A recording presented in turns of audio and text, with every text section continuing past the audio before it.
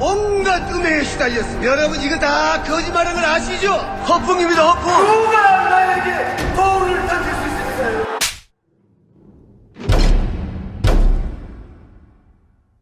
확인해 보셨나요?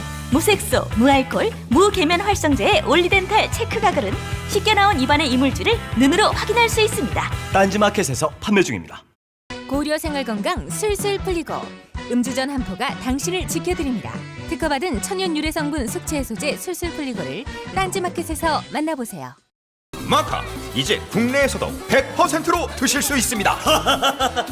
딴지마켓에서 파는 마구마카 남녀노소 모두에게 줬어.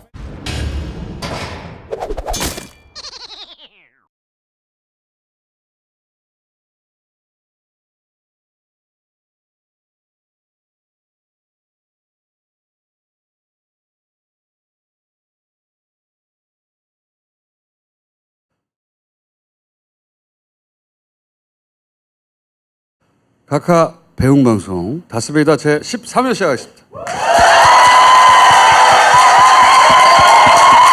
자, 방송인 주진우 소개합니다. 이명박 전도사 이명박 연관 검색어 주진우입니다. 안녕하세요. 아이고. 얼마 남지 않았습니다. 얼마 남지 않았습니다. 이 방송도 얼마 남지 않았습니다. 연관 검색어 네. 이명박이냐 너는? 네. 나는 성추행이야. 그리고 진짜 전도사 김용민. 아유, 반갑습니다. 예. 한국 기독교 장로회 서울 북노회 전도사입니다. 반갑습니다. 예. 자, 주진우는 이번 주말에 MBC 스포트라이트 진행합니다. 네. 김용민은 다음 주부터 SBS 라디오 2시간 진행합니다. 감사합니다. 예. 채널이요? 아, 예. 서울 인천 경기는 103.5, 부산은 105.7, 그리고 창원은 90.9, 그리고 3월부터는 진주에서도 98.7로 여러분을 만나 뵙게 됐습니다. 감사합니다. 시간과 이름도 내야지. 야, 그럼 김용민의 뭐야? 정치쇼! 정치쇼? 정치쇼. 돌아오는 월요일부터. 아침에도 좀 자겠다. 오전 10시, 새벽에. 오전 10시. 예. 오전 10시 5분. 첫 5분, 인터뷰 5분 저하고 뉴스 합니다. 후에. 예. 성추행 부분을 연결하겠습니다. 아니, 그 네이버에서 이렇게 실검에 오른 때가 얼마 만이죠? 그게 그 오촌 살인 사건 때 아니 성추행범 뭐 그렇게 하고 욕하고 그래도 김어준은 검색 오르면 좋아해요. 막 혼자 웃고 있어요. 김어준 성추행 씨발. 성추행은 그나마 약한 거예요. 성폭행. 내가 폭자 들어가는 중에 잘하는 건 폭식밖에 없어. 우리 본론으로 돌아가서. 그 전에 카카. 네. 안녕하십니까. 당분간 선택 이 친구가 명박이 저를 대신해서 드릴 것입니다. 평창올림픽에서 정말 아무것도 한 게 없는 자유한국당으로서 문재인 대통령이 올림픽 기간 고생 많이 하셨습니다. 평창올림픽에서 보여준 문재인 정권의 노력과 선전을 높이 취합니다. 선무당이 사람 잡는다고 이 어설픈 아마추어 야당의 천둥 벌구숭이 같은 망나니 짓하라고 5천만 국민이 자유한국당 국회의원을 뽑아놨습니까? 지난 9개월간 자유한국당이 보여준 것은 문재인 대통령을 때려잡는 데만 해란에 대해서 남남 갈등과 분열만을 기획하고 또 실천하는 이런 작태입니다. 강원랜드 이 처음비리의 의혹 사건은 범죄 혐의가 명백한 우리 당 권성동 의원이 주범입니다. 이런 적극적인 적자를 대한민국과 5천만 국민은 결코 용납할 수 없습니다. 국민의 가슴에 이렇게 잔인한 대모서를 깡깡 박아도 되는 것입니까, 여러분? 권성동 의원을 체포를 하거나 박근혜 식구가 되시길 자유한국당 강력하게 요청합니다. 이런 짓 하지 마세요. 그러니까 자유한국당 국회의원을 조작거리에 목을 내걸어도 모자랄 자들의 이중대 삼중대 소리 듣는 거 아닙니까? 야, 이 새끼야. 너 이름이 뭐지? 도쟁 전문가 김성태 의원입니다. 이런 미신씨 분을 새끼 줍시다. 우리 본론으로 돌아가서. 지식인도 이용합니다. 그러니까 모든 곳을 다 이용한다는 예로 제가 몇 가지. 예를 들어서 문재인 대통령이 빨갱인가요? 질문처럼 해요. 아니 그 네이버 지식인은 굉장히 중요한 사이트의 중요한 검색 과정이에요. 왜 그러면 학생들이나 모르는 사람이 지식인에서 뭘 물어보는 사람이 그렇죠. 정말 많아요. 그러면 이런 걸 정말 질문처럼 해요. 질문인 양 하면 그 밑에다가 빨갱이입니다 막 달려요. 이런 거는 최근에 달렸네요, 지금. 이것도 두세 달 됐어요. 이런 작업은. 문재인은 치매인가요? 와! 문재인 정책이 뭐 잘못된 점 있나요? 막 질문처럼 만든 다음에 바로 이게 짜고 치는 거죠. 티키타카 하는 건데 이거 엄청 많아요. 여러분이 생각하는 것보다 훨씬 광범위하고 꼼꼼하고 체계적이고 예를 들어서 아프리카 TV나 이런 댓글창을 특별히 거기 관심 있는 매니아들은 거기에 매달린 사람도 있잖아요. 거기도 많아요. 게임 거기도 많아요.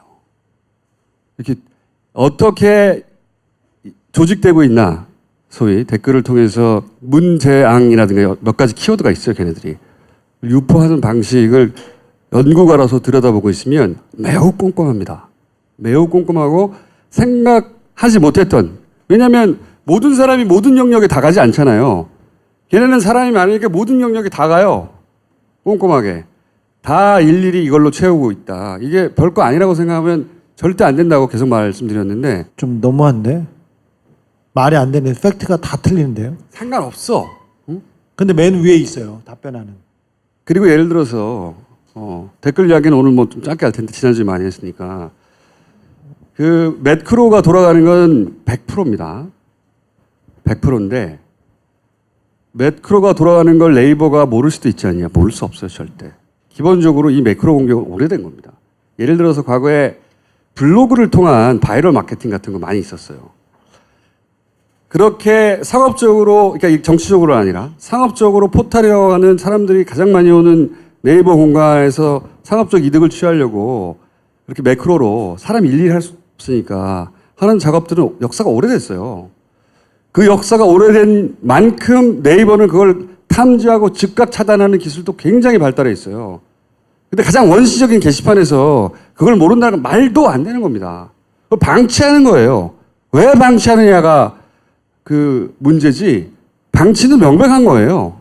몰랐다거나 자신들이 피해자라는 건 절대 있을 수 없는 얘기예요. 즉각적으로 알 수 있습니다. 다만 20년간 댓글 연구가로서 인터넷 문화의 연구가로서 관찰한 바에 따르면 이건 이 보수 하나를 돌리는 게 아니다. 이 보수는 하나가 아니라 여러 개가 조합돼서 움직이는 것 같다는 생각을 예를 들어서 그 댓글을 막 찍는 게 있고 이 보시라는 게 프로그램이 커질 수가 없는 거거든요. 탐지가 안 돼서. 작아요.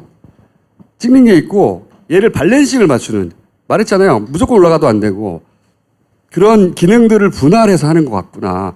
이게 한꺼번에 다 들어가면 등치가 커거든요. 어려운 점은 그건 네이버가 장악하고 있는 서버 안에서 일어나는 일이기 때문에 어떻게 할 수가 없어.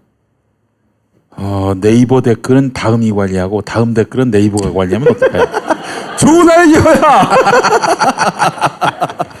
특히 10대의 문화 속의 게임이나, 그러니까 놀이 문화로 문재앙을 만들고 있는 작업을 하고 있거든요.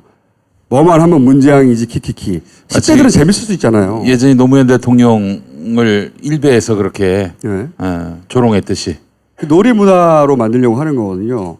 그리고 적절한 사고만 있어주면 계속해서 갖다 붙일 수 있는 그래서 머릿속에서 계속 리마인더 시키는 이 심리 기법인데 기본적으로 아주 광범위하게 모든 영역에서 당신들이 생각할 수 있는 그 범위를 다 뛰어넘어서 지식인에서 이거 하고 있다는 생각 못했죠. 네. 지식인도 그래서 검토를 해본 거거든 나는. 걔네들의 사고방식을 바라보자. 지식인은 왜 냅둘까? 냅둘 이유가 있는 곳은 하나도 없어요. 모든 곳에다 다가오고 있다. 모든 곳에서. 그 저기 댓글 달 때 공인인증서로 해가지고 공인인증서. 달게 아니 하면 아까 그 어떨까요? 아이디어가 다 참신한 것 같아. 네. 네이버에서 이쪽 다음 댓글 관리하고 예. 다음이 네이버 관리하고.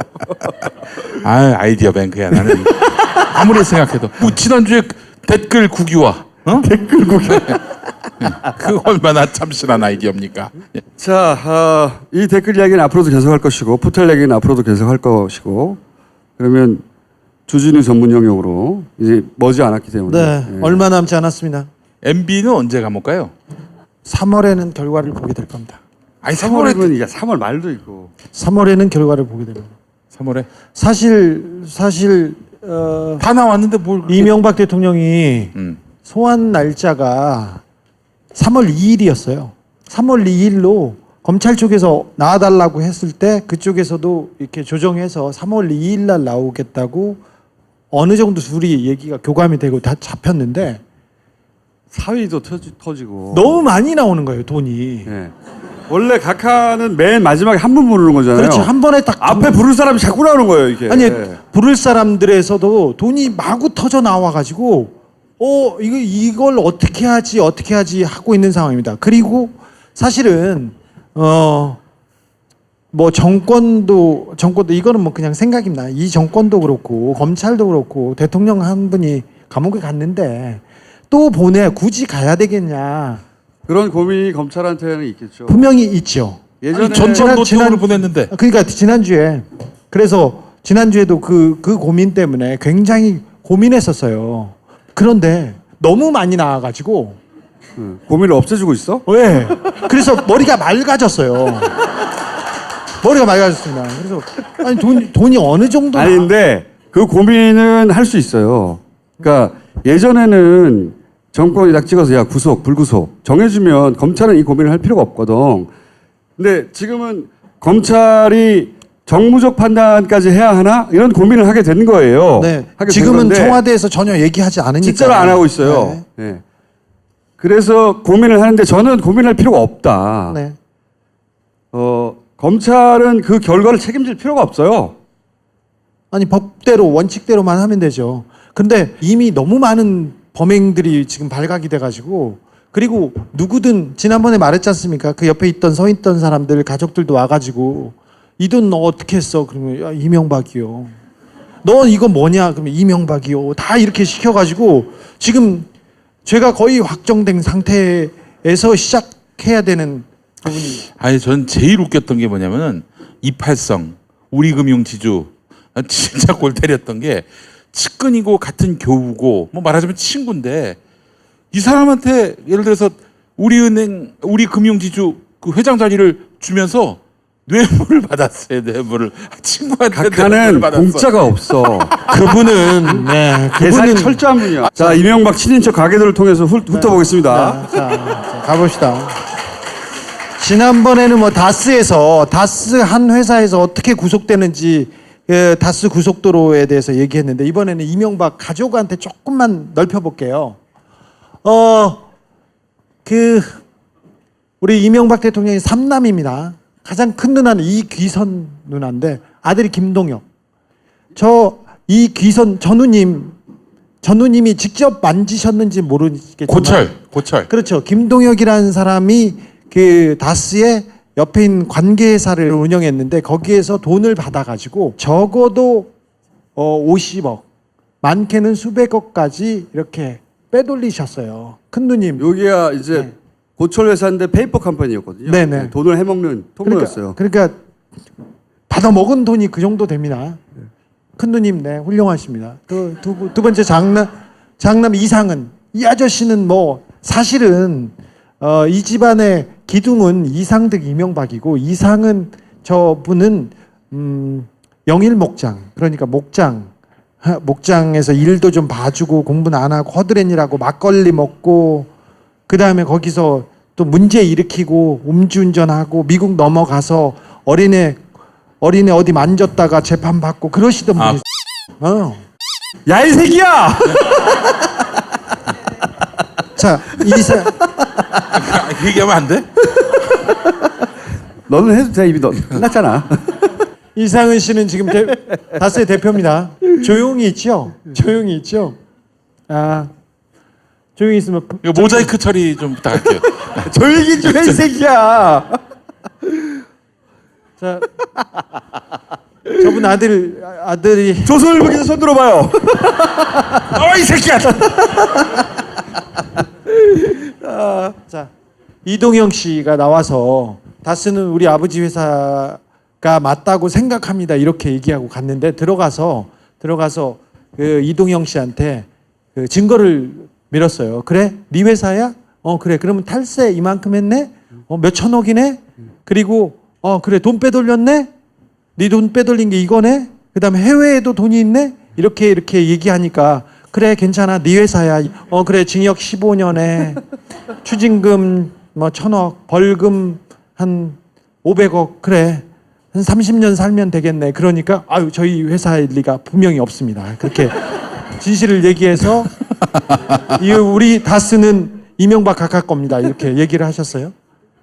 이상은 아저씨가 지금 마지막에 다스 회장이고 마지막에 이렇게 조사를 받아야 되는데 지금 조사를 받았게요? 안 받았게요? 넘어갈게요. 이상득 회장은 국정원 특수활동비를 받으셨어요. 특수활동비를 쓰시다가 걸려가지고 걸리자마자 병원에 입원하시고 수술을 받네 만에 했었죠. 지금 병원으로 도망갔는데 이분은 국정원 특수활동비 외에 또 다른 뇌물을 받은 혐의로 정말 대단한 분들이 조사를 받아야 되는 상황에 있어요. 김윤옥 여사 그리고 발가락 여사님 이분은 직접 특수활동비를 받으셨어요. 국정원 특수활동비를 직접.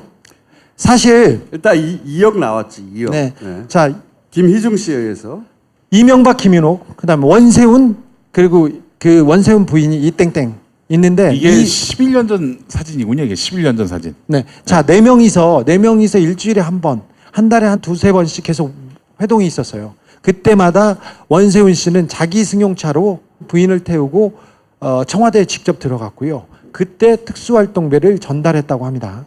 그런데 김윤옥 씨, 이명박 그리고 원세훈 부인 원세훈. 근데 그 네 명 중에 힘이 원세훈, 이명박보다 김윤옥 그리고 원세훈 부인한테 더 있었어요. 그 사람들은 이 특수활동비 이외에 다른 돈도 만졌습니다. 이분에 대한 조사는 했을까요? 안 했을까요? 검찰에 부르진 않습니다. 부르진 않은데 네. 그 다음에 자 이기분 그 삼령 이분은 어떤 전도사, 사람이냐면 전도사인데요. 이분은 어디 가서 이렇게 간증도 하고 그러시는데 신실하신 분이세요. 근데 선교사니까 교회 그 선교사지 않습니까? 그래서 이명박 대통령과 이상은 씨가 돈을 줘가지고 이분이 있는 교회나 그 선교원을 통해서 돈 세탁을 많이 하셨어요. 그랬어요. 네. 그래서 가족들이 모여서 회개기도 올리셨던 그분입니다. 저분 그래서 교회가 그 세무조사를 받아야 됩니다. 지금 못 받게 하려고 키를 쓰고 있는데 그렇게 돈 세탁의 원상이에요. 교회가. 그 이기분 씨의 남편이에요. 남편. 김진 이분도 다스 협력업체에서 사장도 하고 많은 것을 그 가지셨어요. 그런데 수십억은 너무 푼돈이니까 이 집안에서 빼줍시다. 그렇게 있습니다. 여기 아버지 때는 다 끝났죠. 또 밑으로 갑시다. 중요한 거. 큰 사위 우리 이상주 큰 사위 이번에 나오고 있는. 네 나오고 있죠. 옛날에는 삼성화재에서 법률 담당한 삼성전자 있어요. 법률 담당했는데 이명박이 대통령 되자마자 삼성전자의 해외 법률 담당. 요 자리가 중요한 자리예요. 요 자리가 중요한 자리야. 요 사람이 중요한 사람입니다. 요 사람을 우리가 옛날부터 추적하고 있었어요. 요 네. 사람을. 이게 삼성전자죠. 지금 삼성전자의 전무입니다. 전무. 근데 지금 이팔성한테 돈을 받았다. 예. 일로 돈이 창구였다고 이렇게 얘기하지 않습니까? 이팔성 말고 그리고 다른 대기업 말고 또 기업들이 엄청 많아요. 지난주에 우리 다스 심화 과정을 하신 분들은 잘 아시겠지만 다스의 그 자금을 세탁해준 은행이 2개 나왔어요. 그때 은행이 어딘지 기억나세요? 하나하고 국민하고 나왔었죠. 이팔성은 우리야, 우리. 우리금융지주. 우리 은행이에요. 그리고 당선 축하금을 이명박 쪽에서 받았어요. 신한은행한테 받은 게 있어요. 그러니 잘 생각해 보시오. 우리 국민 신한 하나 외환 4개 메이저 은행은 다 이명박하고 관련이 있는 거예요. 돈 세탁을 해주거나 당선 축하금을 주거나 돈을 주고 이렇게 그 자리를 사거나. 그러니까 4군데에서 이것뿐만이 아니었어요. 그러면 이팔성한테 뇌물 받은 거 말고도 다 부정 비리가 다 걸려 있어요. 이명박한테. 그러니 그 은행권 인사에 대한 수사가 진행돼야 되는데 여기는 시작도 못했어요 아직. 그런데 중요한 것은 이명박 때 심어놓은 금융권 인사들은 아직도 이 정권에서도 그 자리에 다 있습니다. 자, 이 부분은 시작도 안 했어요. 그 이상주에서 한 덩어리가 나왔을 뿐이에요. 근데 이상주는 매우 중요한 사람이어서 여기에서 계속 나올 겁니다. 여기서 이상주는 이제 삼성과의 고리가 나올. 네네. 이재용하고도 금광이에요, 연관이- 금광. 네. 금맥입니다 여기가. 예. 지난번에 저희가 그런 얘기를 했어요. 한국의 부정의 가장 큰 축은 삼성과 이명박인데 삼성이 무슨 일이 있을 때마다 어떤 현안이 있을 때마다 퍼센트로 돈을 이렇게 이명박한테 줬다. 이렇게 얘기했었는데 그때 수사가 진행되지 않고 뇌물 40억 그러니까 다스의 변호사비를 대납했다 대납. 대납한 그 부분은 삼성과 이명박 쪽에서 둘 다 인정했어요. 뇌물이 40억 작은 거니까 인정했는데 삼성과 이명박의 그 거래는 시작도 못했어요. 그런데 그 시작이 여기서부터 시작됩니다. 이상주. 여기가 금광이에요 금광. 여기가 우리가 2012년에 싱가포르로 쫓아간 적이 있어요. 나름 지진호가. 요 양반과 관련된 건입니다. 아, 그 이지영은 아니었어요?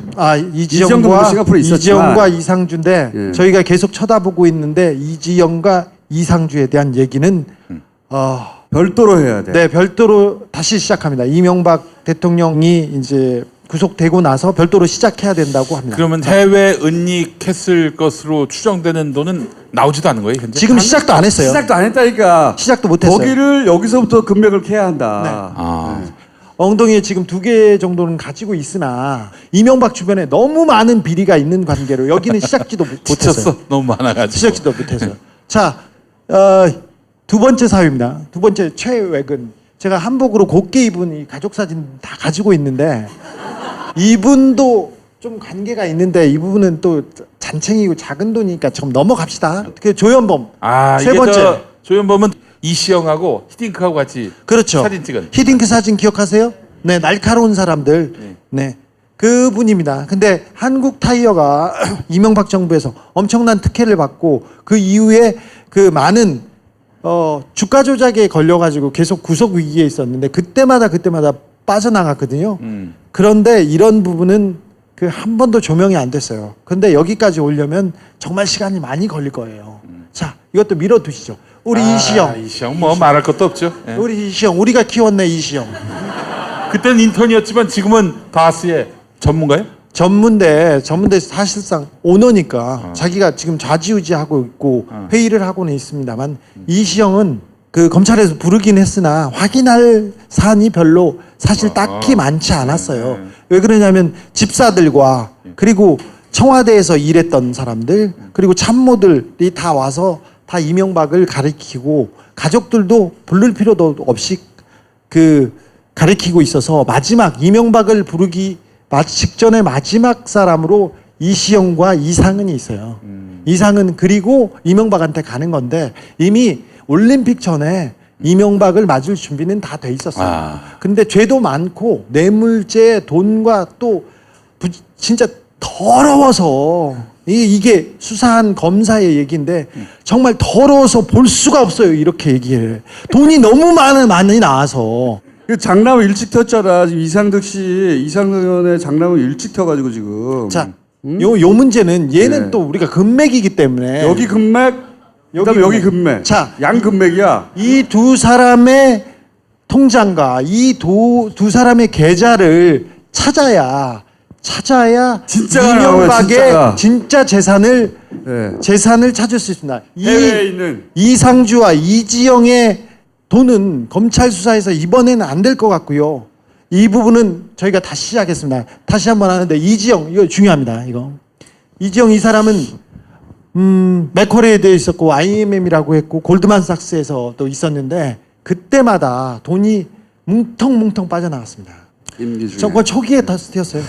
이명박 수사가 올림픽 때문에 한 달 동안 좀 미뤄지면서 이렇게 단단해지기도 했는데 이명박으로 직접 가지 않고 다른 수사를 하면서 이상주, 조현범, 그 다음에 이상득, 김윤호 계속 더 나오고 있어요. 여기도 보고는 보고야. 왜냐면은 그냥 보통 그냥 예, 여기가 김윤옥 여사. 금광이거든 여기도 진짜 완전 금광이에요 여기도. 저분은 직접 받으셨어요. 그리고 직접 쓰셨어요 특수활동비를. 너무 잘 어울려요 부부가. 천색 연분이야 씨발 완전. 이렇게 잘 어울릴 수가 있나 막. 응? 아무런 갈등도 없겠다. 그래서 이명박한테 가는 과정이 지금 더디고 시간이 지체됐다고 생각하시는 분도 있겠지만, 근데 그 과정에 훨씬 단단해지고 그 주변 사람들이 되게 괴로워졌어요. 야, 최순실은 우리 각하가 했던 거에 비하면 장난이에요. 네. 근데 3월 이번 주에 불려와야 맞는데 너무 많은 건수들이 나오고 너무나 많은 혐의가 지금 입증되고 있는 관계에 있어서 조금 더뎌질 거예요. 그래서 다음 주 중으로 일단 소환은 미뤄졌는데 그것도 어찌 될지는 모르는데 오면 사법 처리를 하지 않을 수가 없고 그 시간도 오래 걸리지 않을 겁니다. 근데 MB가 이 상황에서 진짜 마지막 회생의 출근 없어요? 회생의 천수. 예. 이건 다 걸렸기 때문에 이제 뭘 할 수 있는 미랑 오사카로 미랑. 논현동 사저가 보물창고예요. 그래서 논현동 사저를 다 이렇게 쳐다보고 있습니다. 그래서 도망가기도 쉽지 않습니다. 아. 네. 어쨌든 여기를 봐야 됩니다. 여기 사위와 지금 이상덕 전 의원의 장남 여기가 해외 금광의 입구예요. 캐나다와 그 자원외교에서 빠져나간 돈은 케이만과 싱가포르로 이렇게 갔는데 중국과 싱가포르, 베트남 이런 쪽의 사업 때문에 싱가포르에서 돈이 많이 오갔어요. 그래서 지금 움직이지 못하고 있는데 어느 정도 성과를 이 수사가 이명박의 뇌물과 이명박의 직권남용 그리고 여러 그 확실한 건으로 이명박을 잡고 나서 돈 재산을 추적하는 팀이 적극적으로 나설 것으로 보이는데 거의 다 왔습니다. 네. 다스베이다도 거의 왔습니다. 네. 예전에 우리 나경원이 고발해가지고 그때 진선미 변호사와 같이 나갔잖아요. 초창기 때. 그래서 딱 나가가지고 이제 포토라인에서 제가 얘기를 했지 않습니까? 아니, 사실 그 가서 얘기를 해야 되는데 메시지를 관리해줬거든요. 까먹은 거예요 가다가. 맞다. 야, 딱 이 말만 해. 그런데 딴 말을 하더라고. 그래서 생각을 하고 가다가 까먹은 거예요. 다시 돌아가가지고 물어봤지. 뭐 어떻게 얘기해야 된다고 하면서 속으로 그냥 의연하게 걷는 척하다가도 그 말하는 걸 계속 그냥 되네 이거 했다가 딴 얘기했습니다. 그리고 이제 들어가서 조사를 받는데 이시원 검사 국정원 간첩 증거 조작 사건 그 검사였는데 이제 조사를 했었어요. 그 이름이 뭐냐라고 딱 물어봤을 때 묵비권을 행사하겠습니다. 맞다. 그건 얘기하셔도 된다고. 아무 말 하지 말라고 너무 긴장해가지고 너무 긴장해서 제가 이름을 물어봤는데 묵비권을 맞다. 야, 아무 말도 하지 마 그랬더니 이름을 물어봤는데 무슨 묵비권을 행사. 너무 긴장했어 그때. 예. 김성태 의원이 이번에 다시 해올 수 있겠네 너? 예? 김성태 의원이? 김성태 성대모사 역시 준비하고 있습니다. 한번 해봐. 아직 좀 준비하는 건데 문재인 정권이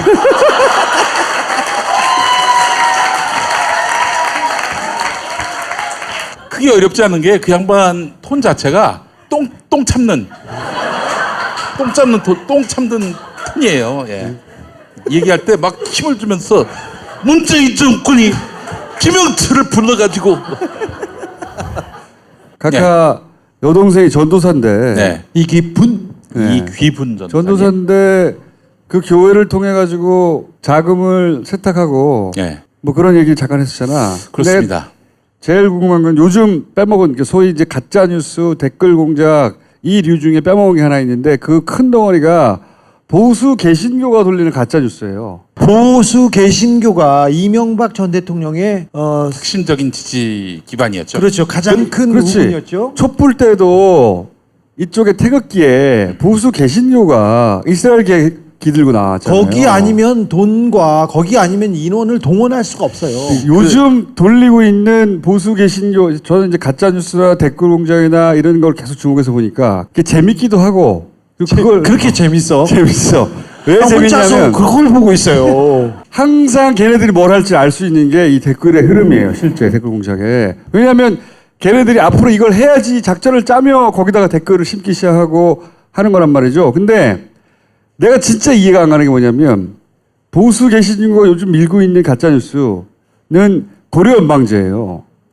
고려연방제를 한다고 그런 거를 못 받아보셨겠지만 엄청난 분량의 길이로 고려연방제, 그러니까 북한이 된다 우리가. 대형 교회에서 지금 설교하는 가장 큰 아이템도 고려 연방제예요. 그러니까 도대체 나는 이 고려연방제가 튀어나온 논리를 모르겠거든. 응? 고려연방제라는 게 사람들한테 확 와닿는 게 아니잖아요.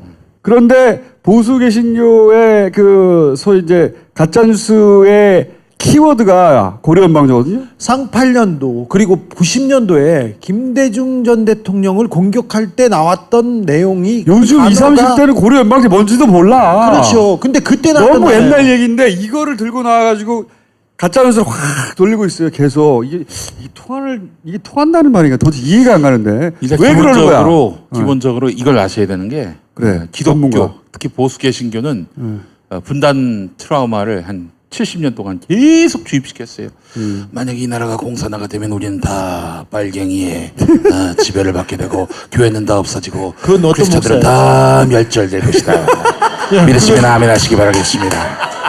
그 어떤 목사예요? 아멘 이렇게 나오는 아니 거 아니야? 이렇게 배워 신학교에서. 네. 아니 아니, 농담이고. 그거 진짜 하듯이 해봐. 조금 더 다시. 네? 한 번만 더 아, 해봐. 너무 리얼해서 그래. 네, 그래. 북교회가 우리나라를 지배하게 되면 이 나라는 모든 교회 5만 개 교회와 10만 목사들이 다 총살당하고 교회가 문 닫고 불태워지고 이렇게 되면은 성경을 갖고 있는 모든 집들은 다 불살라지게 되고 교인들은 다 감옥에 가게 되고 이러면서 이 나라는 완전히 악마의 소굴이 될 것입니다. 아멘 이렇게 되는 거지. 아니 근데 대형 교회 목사들은 왜 그렇게 목이 쉬어 있어? 네. 그러니까 이제 기본적으로 그 부흥회 같은 데 가면 막 소리를 질러야 되니까 상시적으로 목이 쉬어 있어요. 그런데 이제 분단 좋아, 트라우마에 좋아. 대해서 얘기를 드리자면은 이게 이게 분단이 되자마자 1945년에 바로 소련군이 383 이북을 이렇게 진주하고 남쪽엔 미군이 들어왔잖아요. 뭐 미군은 뭐 기독교 기반이니까 뭐 크게 뭐 얘기할 건 없지만은 소련군 자체는 이미 뭐 공산주의는 종교를 인정하지 않으니까 그래서 들어오자마자 이제 일요일에 뭐 국가 행사를 한다든지 선거를 한다든지 이런 건 좋은데 땅을 다 몰수해 버렸잖아요. 토지 개혁한다고. 근데 당시 북쪽에서 돈 있는 사람들은 대부분 다 지주들이 주로 기독교인들이었어요. 그러니까 이 사람들이 일요일 날 예배를 뭐 보게 하지 또 땅을 빼앗아 가지. 근데 땅을 빼앗은 게 제일 큰데 일요일 날 뭐 못하게 한다. 이걸 명분으로 내세워 가지고 남쪽으로 내려옵니다. 남쪽으로 내려와서 북은 신앙의 자유가 완전히 거기까지 알겠어. 제한된다. 거기까지 그래서 알겠어. 여기 내려와 가지고 있었는데 이승만이 이런 분단의 그런 상황을 이용해서 기독교인들 특히 이북에서 내려온 기독교인들을 깡패로 활용을 한 거죠. 그래서 서북 청년단. 그렇죠. 그래서 그 영락교회 청년들이 제주도 가가지고 깡패 짓을 한 거예요. 4.3 사건 때 그 당시에 그때는 반란 사건이라고 그래서 그 당시 목사였던 한경직 목사가 테러를 했던 서북 청년회는 다 우리 교회 청년회예요. 이런 얘기를 또 하셨어요. 예. 근데 이제 그로부터 이북 사투리 잠깐 나오고. 네, 그리고 이제 또 전쟁이 나면서 또 분단은 더욱 심화됐죠. 70년 동안 계속 북교회는 악마고 사탄이고 그렇기 때문에 이 북교회하고 맞서서 싸워야 된다. 뭐 이런 논리로 그건 계속 알겠어. 논리를 그쪽에다 주입을 시킨 거죠. 예. 그건 알겠는데 네. 그러면 최근에 이제 두 가지가 동시에 날라오거든요. 네. 고려연방제를 얘기하고 맨 위에는 지방분권 반대예요. 개헌 반대, 지방분권 반대. 내가 그걸 다 읽어보진 않아. 말도 안 되기 때문에. 근데 키워드로 아니 왜 개헌을 반대하지? 이게 논리적으로 이 개신교하고 무슨 상관이지? 일단은 이번 문재인 대통령 정부가 추진하는 개헌의 핵심은 사실 권력구조 개편이 아니라 지방분권이거든요. 지방분권 개헌을 하게 되면은 북한의 고려 연방제처럼 된다. 예, 그게 실제로 3.1절 그 개신교 집회의 핵심적인 그러니까 내일 다 아젠다예요. 모여서 데모하자는 내용의 핵심이 그거야? 그거예요. 그래서 씨발 개헌 반대예요. 그런데 이렇게 보수 개신교가 왜 개헌을 그러니까 이 보수 정치권과 결탁해서 개헌을 반대하는 건 알겠는데 개헌을 반대하고 지방분권을 반대하는 게 교회하고 명분이 연결되는 게 하나도 없잖아요. 그렇잖아. 그게 그러니까 그렇게 해서 예, 그렇죠. 그 고려연방제로 연결한 거야? 예, 문재인 정부는 북한하고 가까워지려고 하고 결국 그렇게 해서 나중에 적화 통일을 할 것이다. 이걸 아주 노골적으로 심어주고 있습니다. 지금. 그래서 고려연방제로 간다. 네, 그렇죠. 지방분권과 고려연방제 연결시킨 거야? 예. 그 지방분권하고 고려연방제하고 지방분권이 정말 북한을 닮았다면 북한이 지금 지방분권 합니까? 말도 안 되는 얘기를 하고 있어요 지금. 그러니까 지금 이 사람들이 이게 기독교인들이 가장 큰 문제가 뭐냐면 보수 개신교인들의 가장 큰 문제는 사회에 대해서 관심을 갖지 못하게 목사들이 자꾸 주입을 시킵니다. 사회에 대해서 뭘 알고 싶으면 나를 통해서 알아라. 이 목사는 또 조선일보만 읽은 것 같고 막 주일마다 신자들한테 이게 세뇌를 시키고 거기에 그 열받은 그런 청년들이 다 뛰쳐나와서 지금은 청년들이 비어 있는 상태고 이런 그런 상황이 발생하고 있는데 그러니까 저 보수 정치권에서 이번에 개헌을 막아야 되는데 예. 그 교회의 힘을 빌리고 싶은데 명분을 만들 연결 고리가 없으니까 교회가 개헌 반대하는 게 너무 웃기잖아요. 예. 그래서 지방분권과 고려연방제를 연결해가지고 그렇게 고려연방제를 돌리고 있는 거나 지금. 그렇게 해서 적화 통일되면은 정말 예스. 아까 제가 말씀드린 대로 교회가 다 없어지고 교회 크리스찬들은 다 감옥 가고 그렇게 해서 이 사회는 완전히 악마의 소굴이 될 것입니다. 믿으시면 아멘 하시기 바라겠습니다. 이렇게 되는 거예요 이게 그 흐름이. 그래서 사실은 문재인 정부에 대해서는 이미 적대시하고 있는 건 다 아시는데 하여튼 힘 닿는 데까지 한번 망하게 해보려고 작정을 했다. 이렇게 보는 게 가장 정확할 것입니다. 그래서 지방분권과 개헌 반대 얘기가 나오고 그걸 고려연방제. 저는 고려연방제를 이 개신교발 카톡에는 고려연방제가 항상 나와요. 진짜 뜬금없다고 생각했었거든요. 교회가 왜 이 타이밍에 고려연방제를 설득할 수 있다고 생각할까 이해가 안 갔는데 그리고 맨 위에 개헌 반대가 있단 말이야. 네, 그렇죠. 개헌 반대 타이틀과 고려연방제가 있어요. 나는 연결고리가 안 생겼어 그때. 도대체 이 가짜 고려연방제가 이런 거 아니에요. 남한 따로 북한 따로 해가지고 각자 체제를 유지하면서 천천히 친해지자. 나중에 합하자. 이런 거 아니에요. 그러니까 북한 따로 남한 따로 하듯이 경상도 따로 전라도 따로. 이게 바로 문재인 정부가 추진하는 지방분권 개헌의 골자다. 이런 얘기예요 한마디로 얘기해서. 따로 그래서 국법 개헌. 어쨌든 지방분권 하다가 네. 고려연방제로 넘어가서 적화를 시켜버리려고 그런다. 이렇게 이런 논리가 통해? 그러니까 이제 교인들이 사회나 현안에 대해서 관심이 없으면은 그걸 믿어요? 목사님 하시는 말씀인데 목사님이 설마 거짓말 하시겠나? 이러면서 말이죠. 와 씨발. 그러니까 이해는 됐어 이제 미스테리가. 난 미스테리였거든. 이게 네. 도저히 연결이 안 되는데 개헌과 고려연방제와 지방분권이 왜 계속 그 단어가 등장하거든요. 도저히 이해 안 가는데 그건 이해됐어. 정치의식, 사회의식은 다 목사님께 그 두뇌를 갖다 바쳐라. 그럼 목사님이 그다 주입해서 그러면은 장착시켜도 개신교 됩니다. 목사들이 이렇게까지 그 보수 정치나 혹은 이쪽하고 묶이는 이유가 뭐야? 핵심이. 역시 우리 목사님들이 가장 빈정상해했던 것은 세금을 거두면서 전에도 말씀드렸죠. 제가 뉴스공장에 나가서 했던 말이기도 한데 네가 뉴스 공장에 나갔어. 이걸로 나갔었어요. 예. 그 종교인 과세 때문에. 그렇죠. 전문가로 이제 나갔는데 통상 이제 전문가하고 인터뷰하고 마지막에는 다음에 또 모시고 한번 얘기 나누겠다고 하잖아요. 그래서 얘기를 안 하길래 그럼 다음에 또 모신다는 얘기는 해야 되는 거 아니야 했더니 다음엔 딴 분을 모시겠습니다. 김조수가 이랬어요. 예.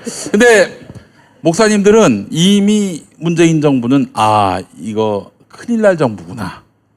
이 정부 계속 갔다가는 우리가 어떻게 될지 모르겠다라는 공포심이 있어요. 근데 그게 뭐냐 바로 세금을 걷는 건데 세금 내는 거는 그게 그들에게는 큰 부담이 되진 않아요. 핵심은 세무조사예요. 세무조사. 세무조사를 아까 저기 MB 여동생이 헌금으로 돈 세탁한 그런 창구로 실제 헌금이 쓰여진 경우가 많아?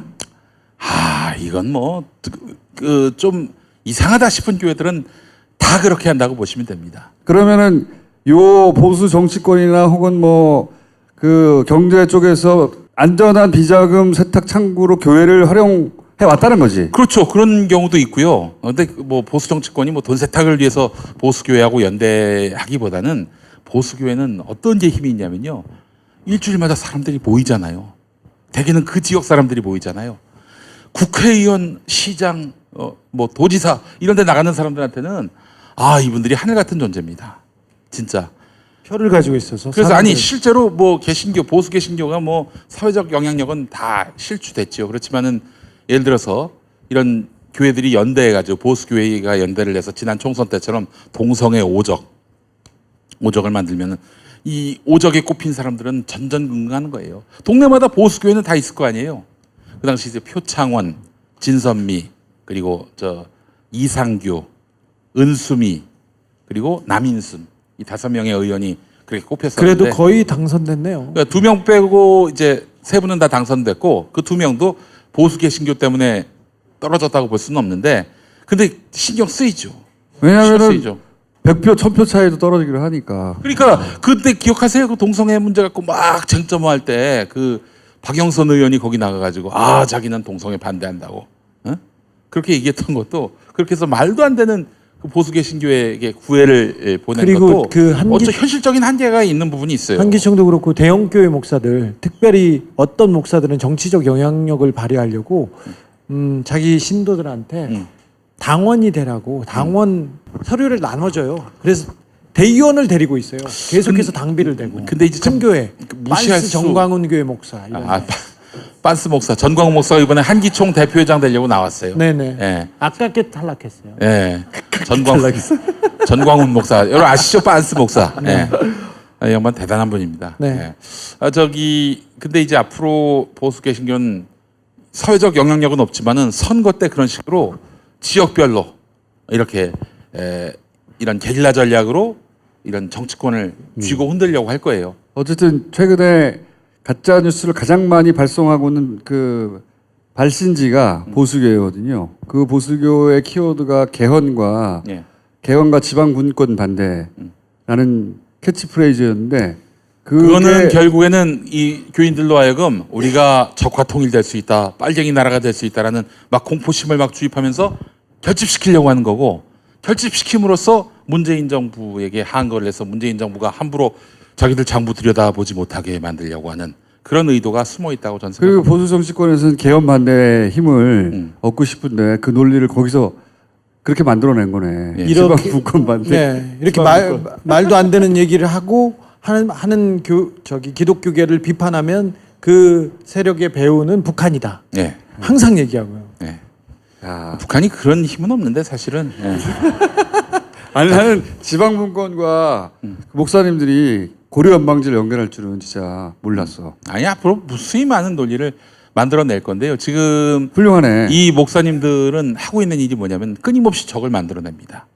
과거에는 북한 하나였는데 북한 갖고 이제는 안 되니까 약발이 떨어지니까 이제는 동성애를 갖고 나오죠. 그다음 또 이슬람을 또 갖고 나옵니다. 이슬람. 그래서 가장 추악한 짓은 뭐냐면 할랄이라고 이슬람 음식 있지 않습니까? 물론 할랄 그 도축 과정도 굉장히 문제가 되긴 하지만은 그 뭐 이게 동물권 문제에 있어서 말이죠. 근데 그 음식을 만들면 이슬람 사람들이 많이 온다고 할랄 공장을 못 만들게 막 투쟁하고 막 이렇게 바리게이트 만들고 그러고 있습니다. 아랍에서 많이 투자를 하잖아요. 투자하면 그거 받으면 이슬람화 된다고 네. 계속 반대하고 그랬잖아요. 예전에 그 MB가 무릎 꿇은 적이 있었잖아요. 그 조창기도회 때. 그 저기 김윤옥 씨하고 같이. 그 시기에 아주 미묘한 일이 있었는데 이슬람의 교리에는 이자가 없어요. 이자가 없이 어떻게 교역을 할 수 있겠으며 돈이 차입되고 또 이렇게 차관이 들여오고 그럴 수 있겠어요.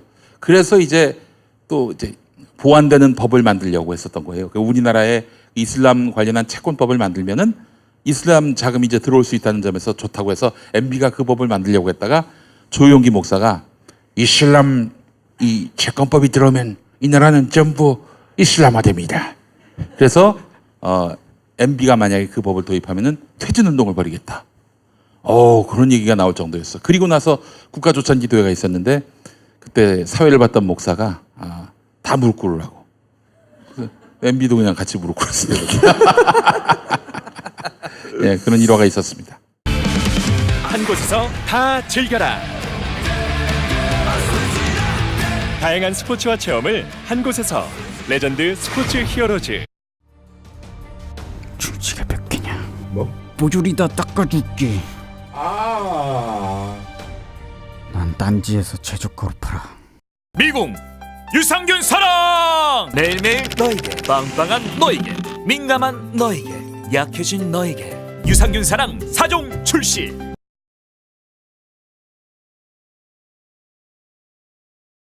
이번 게스트는 안원구 성장님 모시겠습니다.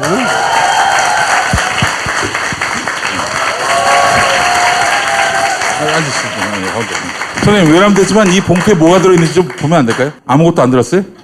어디 한번 보겠습니다. 자, 이거 새로운 이야기입니다. MB와 카자흐스탄. 개새끼라고 적었어요, 우리.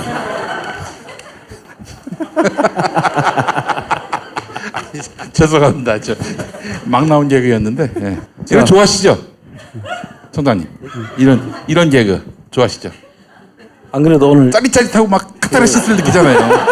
우리 오늘 여기 나오면서 카자흐스탄 중에 우리 김용민 선생이 좋아할 만한 게 있더라고요. 뭐가 있습니까? 감사합니다를 시바스바인가 그래도 알려주셔서 시바스바. 성장님 이렇게 되면 메인스트림으로 못 돌아가십니다. 자, 해외 자산을 국내에 신고하면 원래 해외 자산은 해외로 돈이 빠져나가면 큰 죄가 되잖아요. 그렇죠. 근데 큰 죄가 되는데 2015년 10월 1일부터 2016년 3월 사이에 해외에 나가 있는 계좌를 신고하면은 형사 간용 조치를 베풀어 준다고 박근혜 정부에서 밝힙니다. 그런데 거기 돈이 2조 5천억이 그때 들어왔는데 세금만 1,700억 정도 매기고 아무 형사 조치를 안 했어요. 근데 그 돈이 나갈 때 회사에서 돈이 빠져나갔으면 횡령이고 또 국외로 돈을 보내놨으면 국외 도피인데 그 부분만 해도 형량이 엄청나거든요. 그래서 그게 또 어떤 사람한테 받아서 나갔는지 어떻게 나갔는지 과정을 봐야 되는데 그걸 다 털어주는 조치를 취한 일이 있습니다. 자, 그래서 이제 이런 일을 해주고 그럼 뭐를 취했을까? 이제 지금 본격적으로 이제 공격적으로. 카자흐스탄이라는 나라를 여러분이 좀 아실런지 모르는데 중앙아시아 쪽에 옛날 소비에트 연방에 속해 있던 구소련의 연방의 한 국가였죠. 그런데 1991년에 독립을 해서 지금까지 오고 있는데 이 나라는 여러분들 자원의 보고예요. 그 MB가 이 카자흐스탄을 집중적으로 날아갑니다. 카자흐스탄을 보면은 2009년도 취임하고 얼마 있다가 카자흐스탄을 공식 방문을 하고 그 다음에 2011년도에 또 갑니다. 또 가고 가서 그 당시에 온천도 했다고 그 기사도 나고 그렇게 했던데요. 2012년도에 또 삼성물산이 화력발전소를 만든 그 발하시라는 화력발전소 기공식에 또 그런 데도 참석을 하고 그다음에 서울에서는 완전히 그 카자흐스탄을 계속 장기 집권을 하고 철권 통치를 했는 사람인데 이 사람하고 그 아주 관계가 둘이 돈독한 것 같아요. 계속 국내를 오가면서 그 카자흐스탄과 한국을 두 사람이 왔다 갔다 하면서 자주 만나서 일을 꾸미는 걸로 보이고요. 문재인 정부가 출범하는 게 5월 10일입니까? 그 10일 이후 직후에 자원외교에 대한 수사 발표를 하게 되죠. 그때 당시에 사자방에 대해서 수사를 하겠다라고 발표를 하고 난 직후에 7월 18일 날 카자흐스탄을 갑니다. 그때 MB가. 그래서 이 부분에 제가 주목을 한 겁니다. 이 부분을 진짜 주목한 이유는 이 왕들의 소환을 봐야 됩니다. 근데 여러분들 요새 민주공화국에서 무슨 왕들이 있냐고 그렇게 의심할 수 있는데 2011년도를 여러분이 상상을 해보면 국세청에서 여교 탈세에 대한 조사를 합니다. 조사를 하는데 그때 왕들이 3사람이 등장을 해요. 선박왕, 구리왕, 왕구왕. 선박 그 건혁 씨라고 시도상선의 회장을 선박왕이라고 부르고 차용규라고 카자흐스탄에서 구리 강산으로 떼돈을 번 사람을 이제 구리왕이라고 칭하고요. 그다음 왕구왕은 박종환 씨라고 왕구를 가지고 엄청난 돈을 벌었다고 해서 이제 장난감? 다 완구가 장난감? 장난감이죠. 오. 네. 장난감으로 돈을 벌었다고 해서 해외에서 그걸 전부 다 만들어 가지고 이분들이 엄청난 돈을 벌인 사람들인데 해외에서 벌었다고 하더라도 국내에 와서 신고를 해야 되는데 세금 신고를 안 했다고 해서 이분들을 조사를 한 겁니다. 근데 여기서 눈여겨봐야 될 사람이 이 구리왕 차용규 씨예요. 삼성물산에 삼성물산 카자흐스탄 직원으로 파견이 나갔던 사람이에요. 근데 삼성물산에서 과장급부터 시작해서 현지 지사장까지 올라가서 나중에 카자흐스탄 그 카장무스라는 삼성물산이 가지고 있던 광산의 대표 자리까지 오르는 사람입니다. 물론 뭐 그 사람 개인 셀러리맨으로서 개인적으로 이렇게 성공하는 것은 뭐 우리가 탓할 것은 아니고요. 그래서 상당히 성공을 했는 분으로 우리가 일단 보여지는데 문제는 어디서 생기냐면 카자흐스탄 삼성물산이 가지고 있던 카자흐스탄 지분이 얼마였나 하면 카장무스의 지분이 얼마였나 하면 42.8% 정도, 한 43%를 가지고 있었거든요. 그 가지고 있던 주식을 런던 증시에 상장을 하게 되면 상장 차익이 엄청나게 생기는 거거든요. 실제로 이분이 상장 차익을 얼마를 가져갔냐면 1조 4천억을 가져갑니다. 그럼 셀러리맨이 갑자기 1조 4천억의 부자가 돼서 한국의 5번째 손가락 안에 드는 부자가 돼버린 거예요. 그런데 이분에 대해서 이제 국세청이 역외 탈세자로 해가지고 이제 조사를 한 겁니다. 조사를 하는데 이 역외 탈세자 조사를 해서 세금을 1,600억을 매겨요. 근데 나머지 선박왕과 왕구왕 이 사람들은 검찰에 고발도 하고 세금 매기는 것까지 계속 가가지고 지금까지도 세금을 지금 매기고 있는데 이 구리왕 차용규 씨에 대해 가지고는 세금은 매겨놓고 좀 전문 용어인데 가세 전 적부심, 그리고 가세가 적당하냐 안 하냐라고 묻는 제도가 있는데 그 가세 전 적부심 단계에서 풀어줍니다. 그러니까 조사를 잔뜩 해놓고 나는 조사받으면 안 돼 하고 하니까 그래? 그러면 알았어 하고 풀어준 거예요. 있을 수 있는 일이 아니다는 생각이 들죠.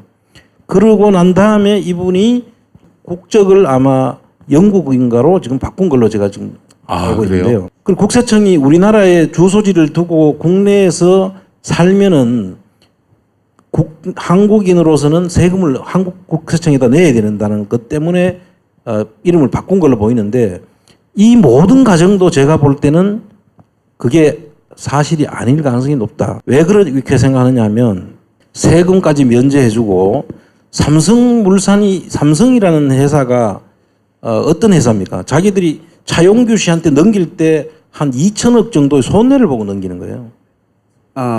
개인한테. 이 차용규 씨가 삼성 직원이었는데 삼성이 삼성 직원한테 광산을 넘길 때 손해를 2천억을 보고 넘겼다고요? 그렇죠. 네, 거기서부터 이상하네요. 그렇죠. 네. 있을 수 없는 일들이 벌어졌는데 그럼 왜 그렇게 그럼 싸게 넘겼느냐고 물으니까 여기 나오는 그 블라드미르 김이라는 사람이 카자흐스탄의 그 카장무스의 그 회장격으로 있었어요. 그러니까 이분이 49%인가 가지고 있고 삼성물산이 2.7%인가 43% 가까이 가지고 있었는데 블라드미르 김이 너무 압박을 해가지고 삼성이 안 팔 수 없었다. 아무도 믿을 수 없는 그런 이야기를 합니다. 그래서 여기서 지금 가서 조사를 해볼 수 있는 방법이 없잖아요. 그러니까 그런 줄로 알고 있은 거죠. 그런데 우리가 생각할 때 우리가 그 삼성물산 같은 데서 정말 삼성물산이 차용규 씨와 같은 그 개인한테 직원한테 1조 4천억이나 되는 상장 차익을 남겨주고 또 나머지 남았던 주식 가지고 팔면은 엄청난 부자가 되는 것이죠. 이걸 줄 수가 있었겠냐 하는 의심을 이제 하게 된 것입니다. 그럼 왜 이 차용규 씨에 대해서 주목을 하느냐 하면 이 국세청에서 1,600억을 가세를 해놓고 내가 세금 받는 것이 맞지 않다라고 넣어가지고 풀어주려고 그 국세청의 그 저승사자라고 하는 검찰의 중수부로 하는 그 조사 사국을 동원해가지고 조사를 해놓고 그냥 힘없이 풀어주는 거죠. 그 있을 수 없는 일이거든요. 청장님은 굉장히 재능이 있어요. 뭐냐면은 여기서 한 2번에서 3번 정도 화날 포인트가 있었거든요. 그랬어요? 할 수 있는 포인트가 있었는데 그걸 싹 지워가지고 저기 제가 편하게 지금 만들어서 제가 지금 얘기하는 거 군데군데 편집해서 넣어주세요. 이 씨부를. 청장님 이게 요약하면 이런 거잖아요. 직원이었는데 얘한테 2,000원을 주고 싸게 팔아요. 삼성이 무려. 그런 다음에 그 직원한테 1조 4천억짜리 차익을 남겨줘요. 그래서 엄청난 부자로 만들어줘요. 이 씨부를. 삼성이 누릴 수 있었던 2조 정도 될 수 있는 이익을 개인한테 다 몰아준 거 아닙니까? 이 씨부를. 그리고 나서 세금을 내려고 받아낼 찬스가 있었는데 세금을 부재청에서 안 받아버린 거잖아요. 그러니까 덩어리를 치면 2조 정도 드러난 것만 하더라도 개인이 혜택을 있게 만들어준 거 아닙니까? 걔가 뭐라고? 이 씨부를. 그 얘 뒤에 삼성이 있다 이렇게 생각하시는 거잖아요. 그렇죠. 박근혜 잡고 이명박 잡아도 삼성을 잡지 않으면 코어를 잡지 않는 것이다. 이건 당연하지. 그 정확한 이야기고요. 당연한 거야. 삼성이 끝판왕이야. 매일 아침 10시 SBS 러브 FM 정봉주의 정치 쇼끝나고 김용민의 정리를 하자면 삼성의 승계를 만들기 위해서 이명박 박근혜 정부가 동원됐다. 이거지 이 두 정권에서 삼성이 문제가 된 게 아니다. 그러니까 지금 보면 돈과 권력 사이에 돈이 더 세다. 지금 결론적으로. 이명박 때는 근데 대등하게 거래를 한 것 같아요. 저는. 둘이 꾼끼리. 응? 여러분 지금 태평로에 있던 삼성생명 본관이 있죠. 그게 부영으로 팔렸어요. 아 옛날에 동방 플라자 있었던데. 예, 5,700억 받고 팔았죠. 그 다음에 삼성화재 을지로에 있던 삼성화재 롯데 앞에 있던 그 본관이 있는데 그게 4천억에 팔린 거예요. 그것도 또 부영에 팔았습니다. 아 부영. 이중근 회장. 지금 요새 구속돼 있는 분이죠. 네. 그 다음에 포스코 건설 송도 사옥이 있는데 그 송도 사옥이 원래 지을 때 3,600억이 들어가서 지은 건데 부영에 팔 때 3천억에 팝니다. 싸게. 5천억을 주고 살라던 사람들이 있었는데 안 팔고 있던 땅을 건물을 3천억에 팔았어요. 지금은 얼마나 할까요, 지금? 그 다음에 야 의식의 흐름을 막지 마, 청장님. 하나은행 그 하나 외환은행이라고 을지로 본관이 있지 않습니까? 그 을지로 본관 사옥이 또 부영에 넘어갑니다. 그 부영이 전체적으로 이거 외에도 대우 자동차 판매 부평 공장이 있는데 그 부평 공장 땅을 그 테마파크로 개발하는 땅을 또 팝니다. 부영이 삽니다. 그러니까 지금 청장님 의심하시는 것은 이제 부영 쪽으로 혜택이 돌아가서 뒤로 돈이 나왔을 수 있다 다시 그런 걸 의심하시는 부영 쪽에다가 숨겨놨거나 아니면 부영 쪽으로부터 다른 대가를 받고 부영에다 이런 혜택을 주는 것이지 그냥 공짜로 부영한테 무슨 관계가 있다고 부영한테 그렇게 좋은 조건으로. 근데 이걸 살고 파는 것 금액도 문제지만 다 계약금만 주고 벌어서 갚으라는 거예요. 그뿐만 아니고 여러분도 기억하실 겁니다. 아마 못해요. 삼성 그 회사 중에서 삼성 테크닌이라는 거 들어보셨죠? 삼성 테크닌, 삼성 탈레스 이 두 개 회사는 방위산업체예요. 방위산업체는 어떤 것이냐면은 정부가 돈을 줘가 개발을 하고 이익을 보장해주는 그런 회사입니다. 그러니까 땅 짓고 헤엄치는 회사죠. 항상 얼마 정도의 이익은 항상 보장이 되는. 방산업체를 하나로 넘겼죠 그때. 네, 그걸 하나로 옮겼죠. 네. 그다음에 삼성화학, 토탈화학, 삼성종합화학이 있는데 이 네 개를 같이 하나로 넘겼습니다. 넘겼는데 이때도 뒤에 계약금만 주고 뒤에 벌어서 갚으라 했어요. 2002년인가 그때는 이걸 이렇게 해석하기도 합니다. 말씀하신 대목은 그 한화가 쥐고 있던 최순실을 삼성에 넘기면서 이런 딜이 이루어졌다. 이렇게도 해석하죠. 예. 예. 이 부분에 대해서는 사실 이 의혹들이 너무 많은 거예요.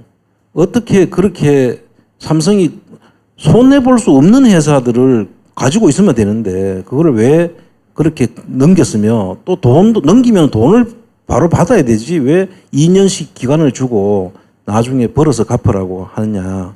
그 거래는 뭔가 숨겨진 이권 거래가 있을 것이다. 있다는 것이죠. 예. 그리고 화학 같은 경우에는 그 뒤에 처음에 그 당시에 넘길 때만 해도 화학이 그렇게 경기가 좋지 않았는데 그 넘기고 나자마자 화학이 너무 좋아졌어요.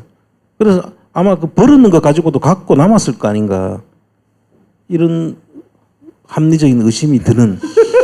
아니, 이 의심들이 굉장히 그 논리적으로 얼개가 잘 맞춰져 있는데 어떻게 이걸 언론들이 하나도 조망을 안 했을까요? 하나도 이걸 다루지 않았을까요? 이런 의심을 왜 김어준한테만 하냐 이거야.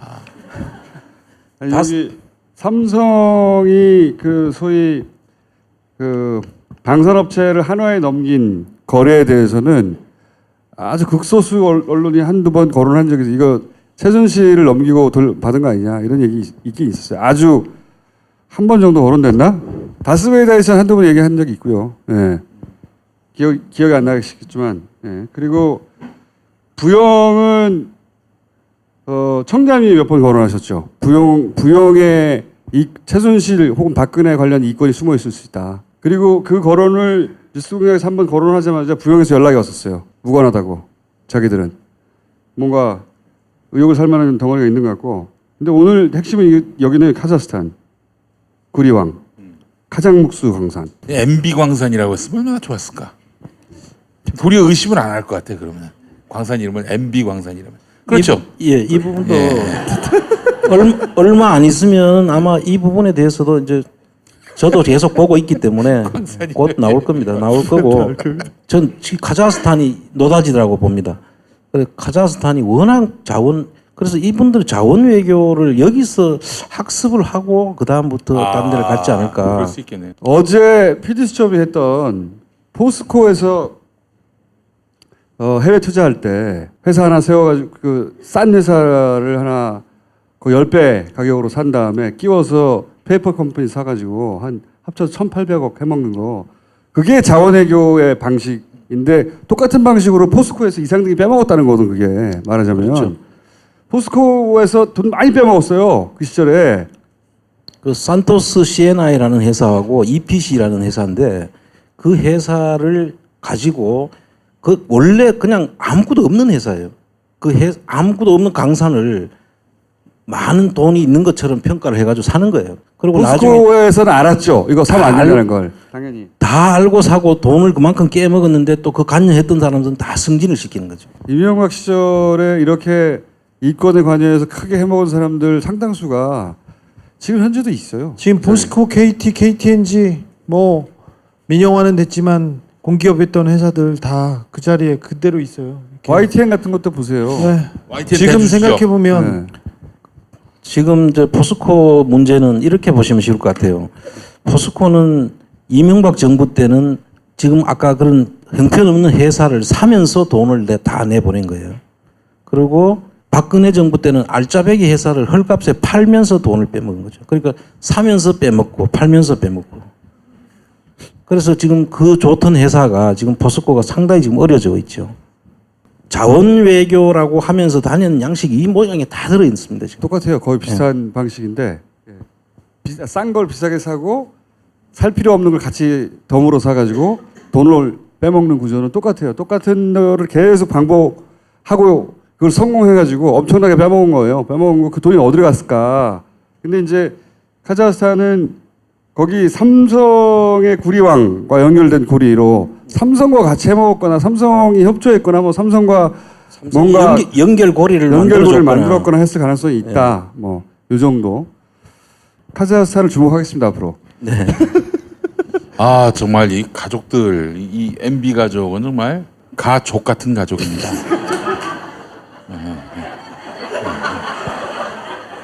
차라리 그게 나은데 시브랄이. 시브랄이 낫습니까? 시브랄로 정리하겠습니다. 시브랄. 예. 자, 의식의 흐름 화법은 끝나셨나요? 네. 저 오늘 준비한 것은 청장님 여기까지입니다. 박수 부탁드립니다. 아직도 못 구했느냐? 송구합니다. 지금 당장 불로초를. 아니 그냥 황제의 고백 사오라니까. 고백 활력 프로젝트 황제의 고백. 여성이 드셔도 좋습니다. 1800-9222 정직한 가격에 착한 콜 꽃배달 서비스. 구매 금액의 5%는 어려운 이웃에게 기부됩니다. 1800-9222 착한 콜. 돈이 잘 안 모이네. 재무 설계가 필요하시군요. 당신의 꿈과 목표에 집중합니다. 고민하지 마세요. 지금 두 바보의 재무 설계를 검색하세요.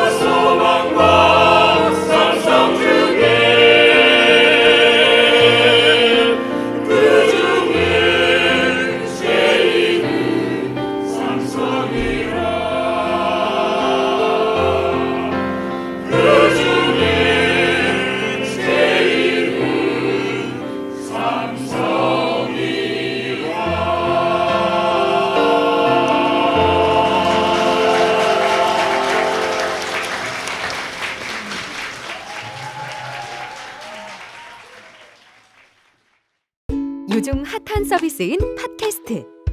누구나 팟캐스트를 만들고 들을 수 있는 파티를 소개합니다. 그럼 나만의 방송국을 만들어 볼까요? 먼저 파티 앱을 다운받고 방송국 만들기 버튼을 클릭.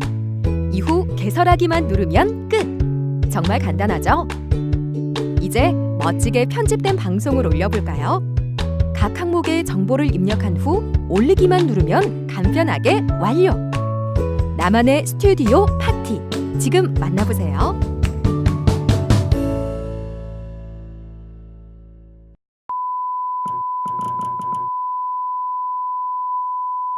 기피의 시간이 돌아왔습니다, 여러분. 아유, 반갑습니다.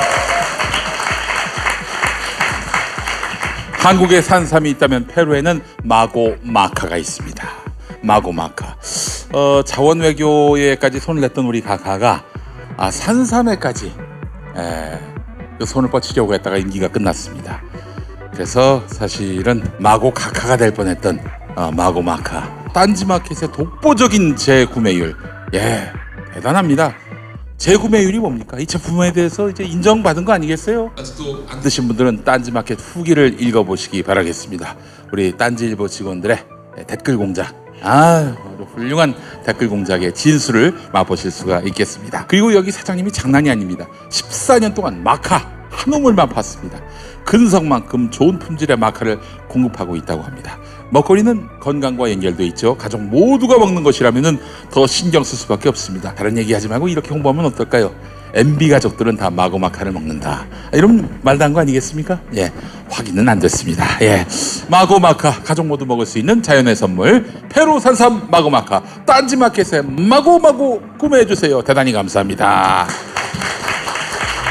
제 팟캐스트에서는 숙취 건강보조식품을 소개하고 여기서는 술술 풀리고를 얘기하는데 이거 어찌해야 될지 모르겠습니다. 나 진짜는 이겁니다. 거기 가서는 어떡하냐? 거기 가서 또 그쪽이 진짜고. 아는 사람은 다 아는 숙취에 도움을 주는 절대 강자 술술 풀리고 음주 전후에 한 포씩 드시고 주량이 약하신 분은 음주 중에도 수시로 한 포씩 더 드셔보시라는 것까지 똑같네요. 과리병으로 되어 있기 때문에 물에 타먹을 수도 있고 입에 그냥 털어서 먹을 수도 있으니까 1차, 2차 넘어갈 때마다 주머니에서 하나씩 꺼내 드시기 바라겠습니다. 안주 대신 드셔도 됩니다. 안주 대신에 술술 풀리고 평소와 다르게 술술 풀리는 나를 만나보실 수 있겠습니다. 술술 풀리고 딴지마켓에서 지금 후기가 대박입니다. 제라고 해도 되나? 하여튼 내 알 바 아니죠. 술술 풀리고 많이 사랑해 주시기 바랍니다. 대단히 감사합니다.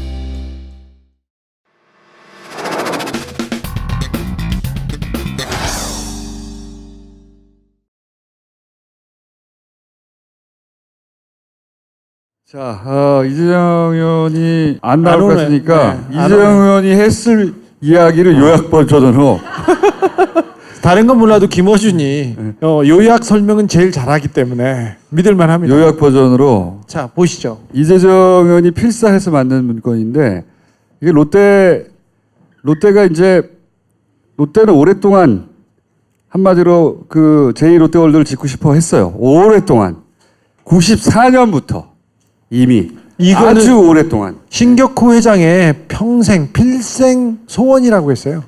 그래서 땅을 사고 최고 초고층 빌딩을 올리겠다는 것은 그냥 자기의 신념과도 같은 일이었어요. 94년 5월에 초고층을 물었어요. 정말 오래된 겁니다. 그러니까 롯데의 수건이 맞아요. 수건이 맞는데 모든 정권이 다 안 된다고 그랬죠. 국방부에서 반대했죠. 특히 거기서 공군은 사실 마지막 순간까지도 반대하고 지금도 반대하고 끝까지 항상 반대해왔고 노무현 정부 때도 문서를 보면 롯데가 회사 이익을 위해서 무리하는 같은 이런 보고도 있고 반대합니다. 다 안 돼요. 다 나가려야 돼요. 전부 다 나가려야 되는데 근데 이제 각하가 당선이 된 거예요. 각하가 요 당선된 다음날 내가 SBS 라디오에서 잘렸어. 바로 아직 아무런 압력도 오기 전에. 참 안타까운 게 아무도 정신없을 때 나는 잘렸어. 이해할 만합니다. 네. 참 안타까운 게 그 당시에 SBS는요 일기예보에서 내일 비가 온다 그러면은 그때부터 이제 일기예보를 본 순간부터 우산을 펴는 그런 시스템이었어요. 바람보다 먼저 눕는 거죠. 그리고 근데 당시에 이명박 선거 캠프에 SBS 간부들이 다 가 있었어요. 그래서 이명박의 홍보수석실, 대변인, 비서실장을 SBS에서 돌아가면서 했잖아요. 김성우, 최금락 뭐 네. 등등등. 그런데 롯데는 4월에 심의 신청을 합니다. 4월에 활동을 시작해요. 근데 지금 이재정 의원이 가지고 오는 문건은 12월 15일 날 만들어진 거예요. 네, 청와대에서. 2008년이요. 네. 이 문건의 특징이 뭐냐면 그 이후에 벌어질 일들을 다 단계별로 담고 있어요. 그렇다는 얘기는 12월 15일에는 이야기가 끝났다는 얘기예요. 롯데가 뭘 해서 청와대가 그 요청을 받아들여서 연구를 하고 심의를 하고 이게 아니고 이 문건이 만들어지고 난 다음부터 절차가 시작돼요. 사실 2008년 12월 15일이었지 않습니까? 이명박 대통령이 2007년 12월 20일 날 당선됐는데 2007년. 2007년 12월 2007년 중반부터 이명박의 직무실은 롯데호텔 31층이었어요. 거기 스위트룸이었는데 그 당시에 고대 경영학과 61학번 동기 장경작이라는 사람이 원래 롯데에 조금 있다가 웨스틴조선 그러니까 신세계로 넘어가서 거기서 사장을 하고 있었어요. 그러다가 뭐 이제 갈 뿐이었는데 갑자기 롯데로 건너오죠. 이명박 때문에.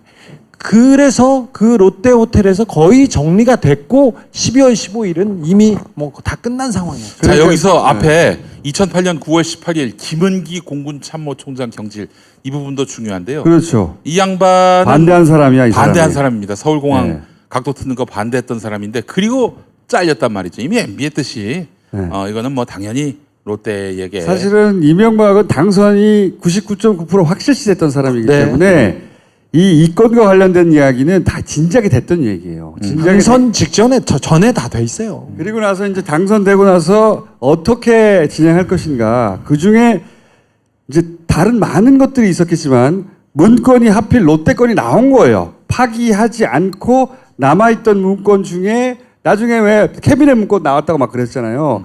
그 중에 남아가지고 절로 넘어간 문건 중에 사실은 그때 넘길 때는 눈여겨보지 않다가 너무 문건이 많으니까 이재정 의원이 가서 그걸 필사하는 과정에서 필사라 손으로 다 베껴 썼어요. 이만큼 베껴 썼더라고. 베껴 쓰는 과정에서 이거를 다시 주목하고 발견한 거예요. 발굴. 사실 저 문건은 굉장히 중요해서 청와대에서 롯데월드 건설 관련된 문건이 나왔다고 했지 않습니까? 저 문건이었어요. 이 문건이 그 이후로 수사의 출발점이 되지 못한 채 쟁겨 있었던 것 같은데 근데 이제 그거를 이재정 의원이 다시 발굴해서 쟁점화시키고 있는 겁니다. 지금 MB와 함께. 근데 이게 이 문건이 참 놀라워요. 수사는 마지막에 설명드릴게요. 자. 이거는 이제 그 노무현 정부 시절에 그 이제 보고됐던 얘기예요. 부동의한다. 한마디로 안 된다. 이런 내부 보고서고. 자, 이게 이제 12월에 만들어진 거예요. 12월에. 그러니까 이 문건의 특징은 앞으로 벌어질 일들에 대해서 어떻게 할 것인지를 준비해서 하는 이렇게 진행하라고 단계별로. 건설은 롯데의 문건이 아니라 청와대 문건이에요. 청와대 문건이에요. 그러니까 요 문건을 보면 이명박과 롯데는 그 이전에 핵심적인 사안들에 대한 이야기가 오갔어요. 다 끝난 거죠. 오갔는데 무엇을 알 수 있냐면 롯데는 이명박이 하자고 하는 대로 하는데 두려움을 좀 느낀 걸로 보여요. 두려움을. 왜냐하면 이렇게 되면 기본적으로 공군이 반대하고 그 안보 문제, 가장 민감한 안보 문제인데 이거를 정권 초기에 롯데가 결탁해서 한 것처럼 보여서 가질 부담, 이걸 부담을 느낀 게 여실히 이 안에 담겨 있어요. 어디서 담겨 있냐면 아주 재밌는 문건들이 나오는데 중점 대응 방안이라고 합니다. 이 대응이 롯데를 대응하는 거예요. 보세요. 롯데 측에 부담이 당초 소요 예산보다 감소된다다가 정부가 전폭 지원하는 마지막 기회라는 논리로 조기 수용을 설득해라. 아, 롯데 보고 설득하라는 거 이게. 이 윗선에서 얘기가 됐는데 그래서 MB는 아싸! 또 한 번 먹을 기회인데 뭐가 잘 안 되는 거야 빨리빨리. 그러니까 MB가 신속하게 진행하라고 지시를 내린 겁니다. 롯데가 요구한 게 아니라 청와대가 그러니까 그러면서 마지막 기회. 그 다음 줄 좋아요. 그 다음 줄. 마지막 기회. 홈쇼핑인 거지. 홈쇼핑. 홈쇼핑 정권인 거야. 마지막 기회를 알려라. 네. 니네 롯데. 마감 5분 전입니다. 이런. 그러니까 그다음에 엔화. 밑에 보면은 엔화로 충당하니까. 소요 재원을 엔화로 충당함에 따라 엔화로 하기로 얘기가 된 거거든 이미. 왜 엔화로 얘기가 됐는지는 아마 자본이 일본 쪽에서 넘어오거나. 그렇죠. 외자 유치다. 외국에서 돈이 들어오니까 우리한테 이득이 된다. 외자 유치 이런 거 되게 좋아해요. 이명박이. 그거를 치고 나가려고 했던 거예요. 그러면서 뭘 강조하냐면 현 엔화 강세로 인해 의사결정 시 혜택을 보는 측면을 강조하라. 무슨 얘기냐면 그때 700원, 800원대에서 엔화가 갑자기 1,500원대로 뛰어요. 900원대에서. 600원이 뛴다고. 그러니까 야 원래 엔화로 하기로 했는데 니네 엔화 지금 뛰었잖아. 지금 놓치면 안 돼. 홈쇼핑 또 하는 거예요. 마지막 있잖아. 죽기 전 고국에 명물 하나 지어놓고 가겠다. 신격호 회장의 유언 같은 말. 언급을 인용하라. 이게 중점 대응 방안이라는 게 이런 거예요. 생각해보면 롯데가 로비가 들어왔는데 또는 뭐 그 언론을 어떻게 대응하나 이건 상식적으로 생각할 수 있잖아요. 롯데를 어떻게 대응해야 되는가. 롯데가 빨리 안 하는 거예요 지금. 청와대가 이 말하자면 제1롯데월드를 이명박이 빨리 하라고 한 거. 야 빨리 해. 급했어. 이명박은 이때 롯데로부터 그 받을 돈이나 뭔가 이게 이미 받았을지도 몰라요. 아니야. 중도금을 못 받았겠지. 주로 이제 계약금 먹고 중도금 이제 빨리 해결해 줘야 되는데. 이 그 청와대 문건안에는 청와대 간절함 같은 게 있어. 빨리 저걸 지어야 되는데 롯데가 빨리 안 짓는다. 씨발. 응? 중점 대응 방향입니다. 네. 자 다음 장 재밌어. 이게 진짜로 재밌는 대목이에요. 이게 청와대에서 이렇게 이걸 만들다니. 이게 진짜 홈쇼핑 정권인 거죠. 진짜로 진정한. 얘네들은 그러니까 그 현안이 뭔지를 현안이 뭔지 알고 걔들이 청탁이 들어오면 응대하는 게 아닌 거예요. 쟤네 현안을 다 파악한 다음에 걔네들한테 야 빨리 해. 마지막 기회야. 왔어. 왜냐면 지가 임기 동안 다 해먹어야 되잖아. 첫 해부터 마음이 너무 급해. MB는. 그 마음이 여실히 드러나는 매우 결정적인 문건이에요. 야, 진짜 재밌어 요 대목은. 영민아. 시부랄 진짜. 그러니까 이 청와대가 애달파하는 겁니다 지금. 애 끌어요. 요거보다 재밌는 문건 난 본 적이 없어요. 여기에 MB가 어떻게 해먹었는지에 MB의 그 프로페셔널한 자세. 각하를 좋아하지 않을 수가 없습니다. 저희는 사모하지 않을 수가 없습니다. 진짜. MB는 기업들의 청탁을 받은 게 아니고 기업들을 상대로 영업을 한 거예요. 기본적으로. 그리고 결코 모든 사안에 그냥 공짜로 보내주는 그런 일은 없었어요. 친구한테 뇌물을 받는 거 보면 난 이거 진짜 어안이 벙벙해진다니까. 배나 패셨는데 10억 남았다고 미국 보내가지고 받아오라고 하잖아. 우리가 상상할 수 없는 영역에 계신 분이야. 그러니까 진짜로. 돈의 신의 영역에 계신 분이세요. 내 시리해져졌어. 친구한테 뇌물 받는 거 보고 야 이거는 진짜 우리가 이 범접할 수 없는 사람이구나. 이게. 공짜가 없는 분이고 그래서 우리가 10년 동안 쫓았잖아. 빈틈이 없어 씨발 빈틈이. 꾸역꾸역 10년 동안 해서 잡은 거야 지금. 진짜 위대하세요. 아니 어쩌면 난 이런 생각도 들어요. 지금 MB는 이거 갖고 사람들이 흥분하고 열받는 거에 대해서 다행이다라고 생각할 수 있을 것 같아요. 진짜 큰 거는 근처도 못 가는데. 진짜 큰 건 다 외국에 있어요. 자, 진짜 근데 다 외국에 있어요. 일단 잡아놓고 시작합시다. 그러니까 이게 다 외국에 있어요. 다. 다스가 가장 딱 떨어져요. 그래서 쉽고 빠른 길이에요. 그래서 이명박한테 다스가 가는 누구 겁니까라고 묻기 시작한 거고. 이명박은 해먹었다는 걸 모르는 기자는 없어요. 근데 안 될 거라고 생각한 거지. 안 될 거라고 생각하니까 아예 근처도 안 가고 그리고 찌르지도 않은 거예요. 왜 안 돼? 돼! 자, 큰 돈은 다 저희가 또 찾을 테니까. 그러니까 다 준비돼 있으니 넘어가 봐. 이 다음 장이 이거 졸라 재밌어. 그래서 일요신문 강현석 기자가 참 괜찮더라고. 그거는 우리가 파든 거하고 다른 영역에서 히트 친 거야. 강현석 기자 칭찬해 줘야 돼요. 예. 자, 다음 장. 자, 여기가 하이라이트야. 하이라이트? 여기에 모든 엑기스가 다 담겨 있어. MB의 그 간절하고 애끓는 마음 같은 거. 어떻게 영업할까? 국가 권력을 어떻게 판매할까? 국가 권력을 판매한 거거든요. 자, 나 이거 있거든. 빨리 쫙. 니네 현안 뭐 있어? 가져와. 그냥 얼마. 근데 하기로 했는데 빨리 안 해. 마마 애가 타는 거야. 제가 쫓고 있는 분야 쫓고 있고 계속 출장 가는데 이거는 상상할 수 없는 공무원이 청탁을 받는 대상이지. 공무원이 야 내가 해줄게 씨발 빨리 해. 마지막 기회야. 저기 외국에서 이제 수사를 담당하는 정보기관 사람인데 이명박은 어떤 사안에 따라서 돈을 받았는데 거기에 퍼센트를 해서 이게 좀 된다 하면 7%, 이게 좀 부족하다 그러면 얼마 이렇게 해서 차등을 두어서 돈을 받아요. 이분은 모든 게 가격표가 있어요. 이분은 정말 우리가 조올 선생이 그렇게 말했잖아. 반만년 역사에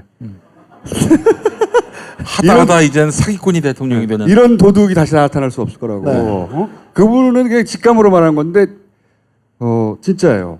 이런 도둑은 다시 나타날 수가 없어요. 단군일의 최대 사기꾼을 우리는 대통령으로 두었었습니다. 그 이걸 누가 그렇게 만들었냐 이거야. 바로 언론들이 만든 거예요. 신화 만들고 막 이렇게 이 씨발 다 나와 이 새끼들아.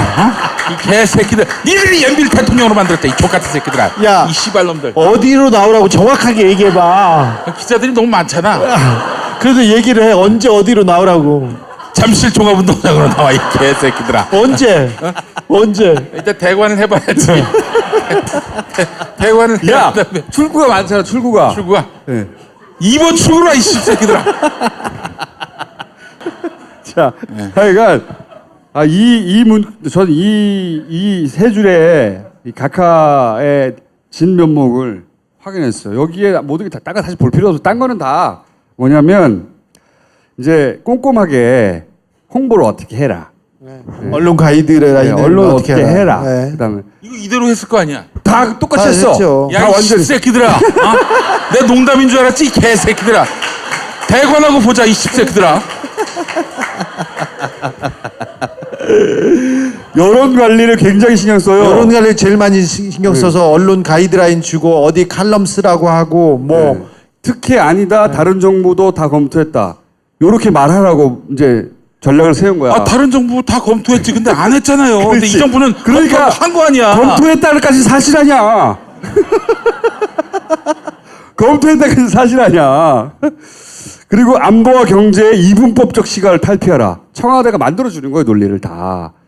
롯데가 내세울 논리를 청와대가 만들어주는 거예요, 다. 공항 각도 틀어도 뭐 안보에 문제 없다. 풀 서비스를 하는 거예요, 풀 서비스. 사실 이런 그 문건이 나오면 이게 그대로 실행됐는지 언론사는 어떻게 기사를 썼는지 이 청와대 입장에 맞춰서 뭐 칼럼이 나왔는지 이걸 따져보면 되는데 그걸 따지는 기사는 한 번도 본 적이 없네요.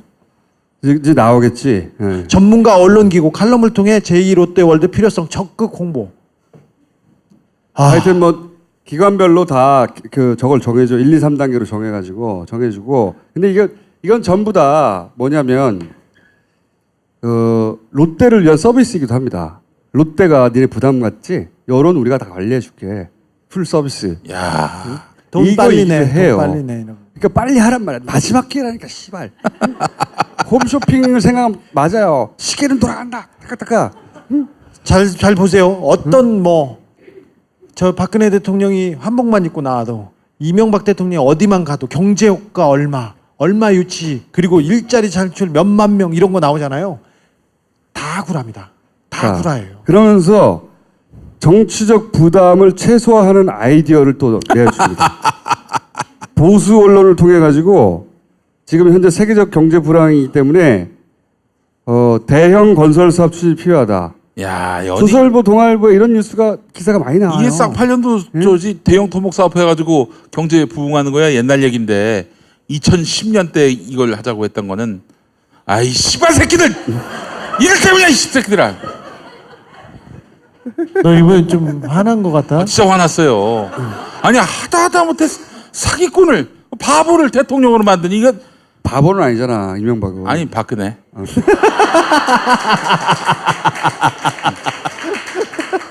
아니 박근혜도 사실 저기 언론 없이 어떻게 박근혜가 대통령이 돼요? 그러면 박근혜하고 이명박을 만든 건 아니 언론이. 그런 새끼들이 말이야. 내가 언론이라면 한 1년 신문을 안 내겠어요. 부끄러워서라도 죄송해서라도.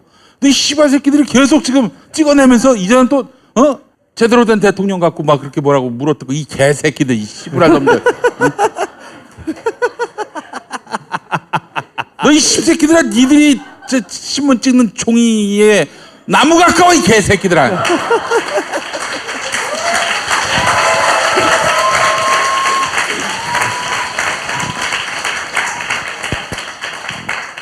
그리고 이런 얘기도 냅니다. 과거 정부의 주요 인사들로 협의체를 구성해서 갈등 관리를 해라. 이거는 다 전부 다 롯데가 걱정하는 바를 이렇게 다 해소해 주겠다는 플랜이에요. 가려운 데를 긁어주는. 풀 서비스를 이렇게 합니다. 어떻게든 빨리 하게 해라. 애가 탄 쪽은 정부지 롯데가 아니었어요. 이 문건이 여실히 드러나지만 기본 합의를 한 거예요. 각하하고 그쪽 사이드에서 기본 합의를 딱 해놨는데 빨리 진척이 안 되는 거예요. 마음이 급합니다. 각하는. 왜냐하면 단계별로 해먹을 풀 계획이 있었던 것 같아요. 응? 올해는 뭘 해먹고 딱 목표 중도금 목표액이 있었던 것 같아요. 내가 보기에 각하한테는 올해는 롯데 거 먹어야 되는데 이런 게 있었던 것 같아요. 그렇지 않고서야. 근데 지금은 롯데 하나 나온 겁니다. 나는 이런 문건이 기업별로 있었을 수도 있다. 기업별로도. 다스 하나에서 이미 현대차하고 삼성의 뇌물이 나왔지 않습니까? 근데 기업별로 있었을 수도 이 롯데월드는 굉장히 큰 건이었죠. 이 사안은 사실은 이 문건이 나와서 수사 의뢰를 했고 수사를 하고 있어요. 그런데 아직 뭐 시작도 못했어요. 딴게 워낙 급하니까. 예, 딴 게 많아서. 그런데 신동빈 회장이 구속됨으로써 롯데월드 이 수사에도 변곡점이 생겼어요. 급하지 않은 상황인 거예요. 이쪽을 묶어놨기 때문에. 나올 겁니다. 나오는데 각하가 예를 들어서 롯데를 통해서 이렇게 해서 먹은 게 있을 거 아니에요. 그렇죠. 네? 자, 롯데월드 건설 하나가 있고요. 그 다음에 서초동에 롯데 칠성에 그 공장 부지가 있어요. 공장 부지였어요. 그 유통 부지여서 거기는 유통 공장, 창고만 쓸 수 있는데 그거를 상업시설로 풀어줬어요. 그리고 부산에 롯데월드, 제2롯데월드처럼 버금가는 부산에 롯데월드 부지가 또 있습니다. 그리고 맥주, 그 다음에 면세점, 롯데는 이명박한테서 동아줄이었어요, 정말. 생각해 보시면 저는 그래서 롯데 같은 경우에 삼성은 사실 삼성전자라고 하는 글로벌한 기업이 있습니다. 그 사위가 삼성전자로 간 이유거든요. 기본적으로. 거기는 해외에서 해먹을 수 있는 창고 포스터가 되게 많아요. 롯데는 어디 있을까? 각각은 해외에서 해먹어요. 큰 구찌는. 해외에서 해먹는데 해외 롯데가 진출합니다. 롯데마트도 가고요. 네, 잘 생각해 보시면 거기 건설들이 있고요.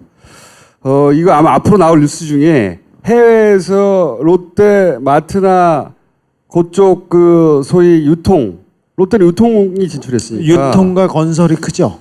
거기서 이제 돈들이 튀어나올 가능성이 있다. 그리고 이거하고 그래도 여전히 비교가 안 되는 게 삼성이에요. 삼성과 각하의 결탁은 뭐 완전한 그 이익의 일체. 완전한 이익의 일체. 경제적 공동체. 완전한 공동체였을.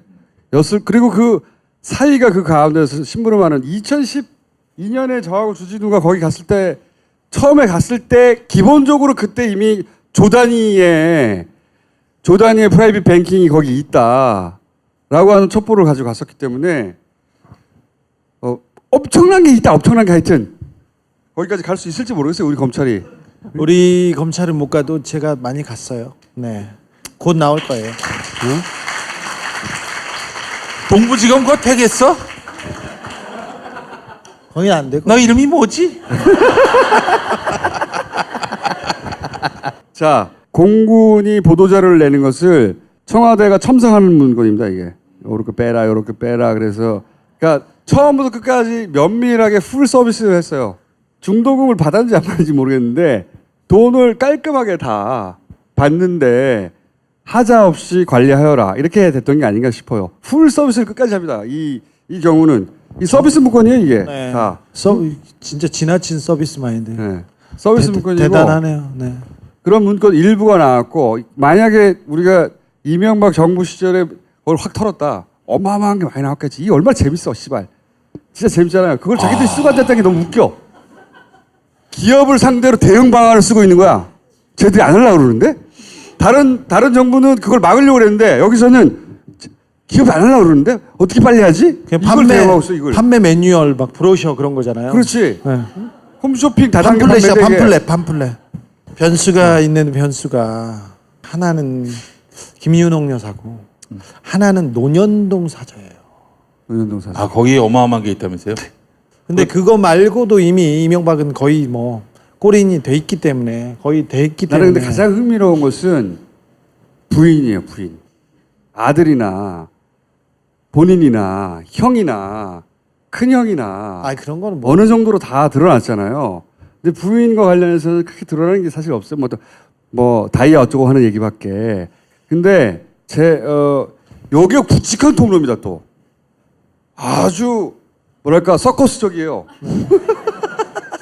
예전부터 이명박 대통령이 그 시장이 되고 유력한 후보로 나왔을 때 그때 공천을 누구한테 받아야 되냐고 이렇게 얘기했을 때 그때 김윤옥 얘기가 제일 먼저 나왔어요. 김윤옥 씨가? 네. 그 다이렉트 파이프. 오천 살인 사건의 주범 그 한센병 환자 있었잖아요. 한센병 환자를 동원해 가지고 그 유경재단을 장악했던 임두성이라는 사람이 그 다음에 2008년 총선에서 한나라당 비례대표 2번으로 입성합니다. 그 사람도 돈을 만들었어요. 비자금을 만들어서 김윤옥 여사한테 갖다 주겠다고 돈을 만들어서 가져갔었어요. 정도 김윤옥이 받았는지 안 받았는지는 그렇지는 몰라요. 그런데 제가 그 취재를 하고 쫓아다닐 때 김윤옥 여사한테 받았죠.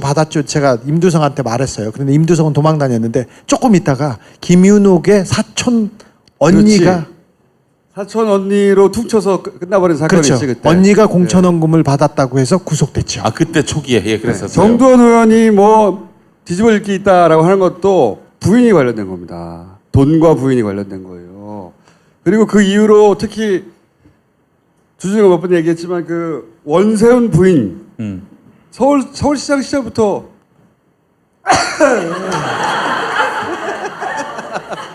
거기가 아삼육이에요. 거기가 굵직한 통로예요. 거기가. 그 상하수도 국장하고 공무원이었어요. 원세훈은. 그런데 원세훈을 이명박과 묶어준 것도 원세훈 부인과 이명박 부인이었습니다. 고등학교, 대학교 동기였고 그리고 굉장히 목소리가 컸고 그 고등학교 때 동문회 그러니까 동창회를 주도하는 두 사람이었습니다. 원세훈을 국정원장으로 만든 건 부인이에요. 그리고 롯데 호텔에서 국정원이 역사에 남을 공작 실패가 있었지 않습니까? 기억나시지 않습니까? 그 청소하는 아줌마한테 걸려가지고 왜 여기 있으면 안 된다고 하면 죄송합니다 이렇게 노트북을 주고 도망갔던 그 사건으로 원세훈이 경질되기로 되어 있는데 갑자기 뒤돌아갑니다. 그때 국정원 특수활동비가 움직였습니다. 그게 앞으로 나올 수사에 근데 사실은 사람들 가장 열받게 할 수 있는 구다리는 부인의 수사 구다리예요. 부인의 수사 구다리. 일단 이명박은 다스로 깔끔하게 잡고 그 롯데월드 그다음에 국정원 특수활동비 그다음에 김윤옥 그리고 해외에 있는 비자금 이것저것 해서 돈을 다 검찰이 찾아야 그것도 됩니다. 고민하는 거예요. 부인까지 아들을 지금 사법 처리하지 않을 수 없는 지경까지 가까이 갔는데 네. 아버지, 아들, 부인? 자 부인은 검찰청에 부르진 않았습니다만 잘했습니다. 아 저는 잘 됐습니다. 방문 조사를 했을 것 같아요. 그런 얘기 하죠. 아 오늘 했을 것 같아. 자 바람잡이는 여기까지 하고. 그러니까 네. 게스트 없이 우리끼리 하는 게 훨씬 재밌긴 해. 자 오늘 여기까지 하겠습니다. 감사합니다.